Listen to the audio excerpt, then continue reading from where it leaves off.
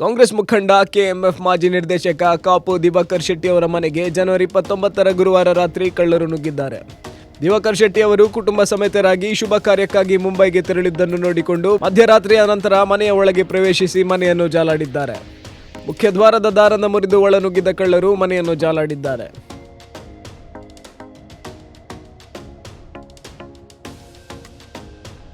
CC ಕ್ಯಾಮೆರಾದ ದಿಕ್ಕನ್ನು ಬದಲಿಸಿರುವ ಕಳ್ಳರು DVR ಕೊಂಡೊಯ್ದಿದ್ದಾರೆ. ಮೇಲಿನ ಮಹಡಿಯಲ್ಲಿ ಓರ್ವ ಮಲಗಿದ್ದು ಕಳ್ಳತನ ಆದ ವಿಷಯ ಅವರ ಗಮನಕ್ಕೆ ಬಂದಿಲ್ಲ. ಹೆಚ್ಚಿನ ಮಾಹಿತಿ ಇನ್ನಷ್ಟೇ ಲಭ್ಯವಾಗಬೇಕಿದೆ. ಕಳವಾದ ಸೊತ್ತುಗಳ ನಿಖರ ಮಾಹಿತಿ ಲಭ್ಯವಾಗಿಲ್ಲ. ಡಿವೈಎಸ್ಪಿ ಡಿಟಿ ಪ್ರಭು, ವೃತ್ತ ನಿರೀಕ್ಷಕ ಅಜ್ಮನ್ ಅಲಿ, ಎಸ್ಐ ತೇಜಸ್ವಿ, ಬೆರಳಚು ವಿಭಾಗದ ಇನ್ಸ್ಪೆಕ್ಟರ್ ಮೋಹಿನಿ ಕುಮಾರ್ ಸಹಿತ ಕಾಪು ಪೊಲೀಸರು ಘಟನಾ ಸ್ಥಳಕ್ಕೆ ಧಾವಿಸಿದ್ದಾರೆ. ಫಸ್ಟ್ ಅಲ್ಲ, ಇಲ್ಲಿ ಮಲಗ್ತಿರೋದು ಹೊರಗೆ ಇದ್ರೆ ನಾನೇ ಮಲಗಿದ್ದೀನಿ. ನಿನ್ನೆ ಸಹ 11 ಗಂಟೆ ಮಲಗಿದೆ, ನಿದ್ದೆ ಬಂದಿತ್ತು. ಮತ್ತೆ ಎಚ್ಚರಿಕೆ ಆಗುವಾಗ 5:30 ಗಂಟೆಗೆ ಹೇಳ್ತೇನೆ. ನಾನು 5:30 ಗಂಟೆ ಹೇಳುವಾಗ ನನ್ನ ಮೊಬೈಲ್ ಇಲ್ಲ. ಮೊಬೈಲ್ ಹುಟ್ಟು ನಾನು ಕೆಳಗಡೆ ಬರುವಾಗ ಇಲ್ಲೆಲ್ಲ ಟ್ರೆಜರ್ ಓಪನ್ ಆಗಿದೆ, ಡೋರ್ ಓಪನ್ ಆಗಿದೆ. ನನಗೆ ಯಾರಿಗೆ ಫೋನ್ ಮಾಡಲಿಕ್ಕೆ ಮೊಬೈಲ್ ಇರಲಿಲ್ಲ. ಮತ್ತು ನಾನು ಚಂದ್ರಶೆಟ್ಟಿ ಸೈಡ್ನವರಿದ್ದರು, ಅವರನ್ನು ಕರ್ಕೊಂಡು ಬಂದು ಅವ್ರ ಹತ್ರ ಫೋನ್ ಎಲ್ಲ ಮಾಡಿಸಿ ಇದು ಬಂದೆ. ನನಗೆ ರಾತ್ರಿ ನಿಮಗೆ ನಂದು ಓಪನ್ ಆಗಿತ್ತು, ಎಲ್ಲ ಟ್ರೆಜರ್ ಎಲ್ಲ ಸೀರೆ ಎಲ್ಲ ಚೆಲ್ಲಪಿಲ್ಲಿ ಆಗಿತ್ತು. ಎದುರು ಬಾಗಿಲು ಮುರಿದಿತ್ತು, ಓಪನ್ ಇತ್ತು. ನಾನಂದರೆ ರಾತ್ರಿ ಮಲಗುವಾಗ ಲಾಕ್ ಮಾಡಿ ಮಲಗಿದ್ದು, ಬೆಳಿಗ್ಗೆ ಅದು ಓಪನ್ ಇತ್ತು. ಲಾಕ್ ಮುರಿದಿದ್ದಾರೆ. ಮತ್ತು ಎಲ್ಲ ಸೀರೆ ಎಲ್ಲ ಚೆಲ್ಲಬಿಲ್ಲಿ ಮಾಡಿದ್ದಾರೆ, ಎಲ್ಲ ಕಪಟೆಲ್ಲ ಇದು ಮಾಡಿದ್ದಾರೆ. ಅದು ಗೊತ್ತಿಲ್ಲ, ಎಂತ ಗೊತ್ತಿಲ್ಲ. ಹೋಗಿರ್ಬೋದು ನಿಮಗೆ ಅಂತ ಹೇಳಿದ್ರೆ ಎಂತ ಇಲ್ಲ. ಟ್ರೆಜರೇ ಗೊತ್ತಿಲ್ಲ, ಅದು ಕರೆಕ್ಟ್ ಇಲ್ಲ. CCTV ಅಂದರೆ ಅವರು ತಿರುಗಿಸಿದ್ದಾರೆ. CCTV ಎಲ್ಲ ಆನ್ ಇತ್ತು ಬರುವಾಗ. ಗೇಟ್ ಬೀಗ ಹಾಕಿದ್ದು, ಗೇಟೆಲ್ಲ ಹೊಡಿತಿದ್ದಾರೆ. CCTV ಈಗ ಅವ್ರು ಬಂದ ಮೇಲೆ ತಿರುಗಿಸಿದ್ದಾರೆ. ಮೊನ್ನೆ ಬಾಂಬೆ ಹೋಗಿದ್ದಾರೆ. ಯಾವಾಗ ಹೋದ್ದು? ಇನ್ನೂ ಹೋಗಿದ್ದೆ ಅಷ್ಟೇ.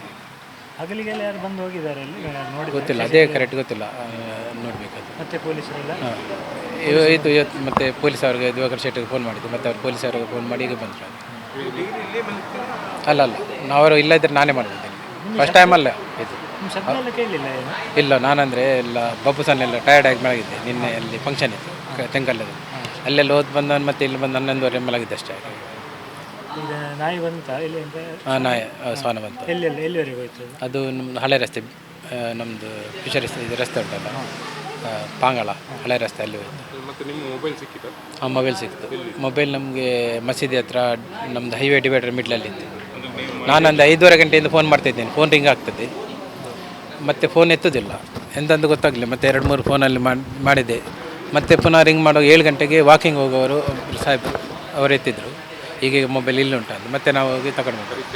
ಹೌದು, ನಾನು ಮಲಗಿದ್ದಲ್ಲಿಂದ ಮೊಬೈಲ್ ತಗೊಂಡು ಹೋಗಿದ್ದಾರೆ. ಇಲ್ಲಿ ಆಜುಬಾಜು ಎಲ್ಲ ಸೈಡಲ್ಲೆಲ್ಲ ಆಗಿತ್ತು.